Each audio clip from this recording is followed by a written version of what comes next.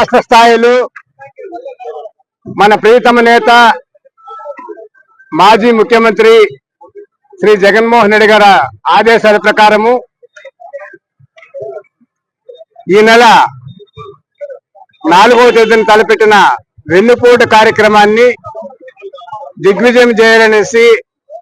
నియోజకవర్గ స్థాయిలో వైఎస్ఆర్సీపీ నాయకులందరూ కూడా కలిసికట్టుగా ఐకమత్యంతో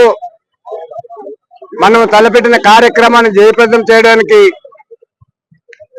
జగన్మోహన్ రెడ్డి గారి అభిమానులండి, రామచంద్రారెడ్డి గారి అభిమానులు, మిథున్ రెడ్డి గారి అభిమానులు అందరూ కూడా పుంగనూరు నియోజకవర్గంలో ప్రతి పంచాయతీ నుంచి కూడా 4వ తేదీ పుంగనూరు పట్టణానికి విచ్చేసి ఇప్పుడు పోలీసు సంవత్సరంలో అయితేనేమి, మున్సిపల్ కమిషనర్ సంవత్సరంలో అయితేనేమి, తహసీల్దార్ గారి సంవత్సరంలో మనము రిప్రజెంటేషన్ ఇచ్చి వెన్నుపోటు దినంగా ప్రకటించాలనేసి మనము ప్రజలందరినీ కోరుకునే విధంగా ఈ దినం పుంగనూరు నడిబొడ్డున స్వర్గీయ రాజశేఖర రెడ్డి గారి విగ్రహములను అందరూ సమీకరణ చేసి ఈ సభను ఏర్పాటు చేసుకున్నామంటే నిజంగా వెన్నుపోటు దినానికి ముఖ్య నిదర్శనం అంటే నిన్న కాక మొన్న కడపలో తెలుగుదేశం పార్టీ ఏ విధంగా వారి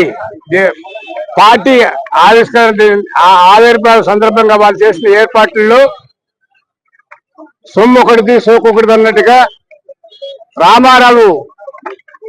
పెట్టిన పార్టీలో రామారావు కుటుంబీకులు ఎవరు లేకుండా చంద్రబాబు నాయుడు కొడుకు నారా లోకేష్ కూడా వాళ్ళ ఇద్దరి ఆధిపత్యంతో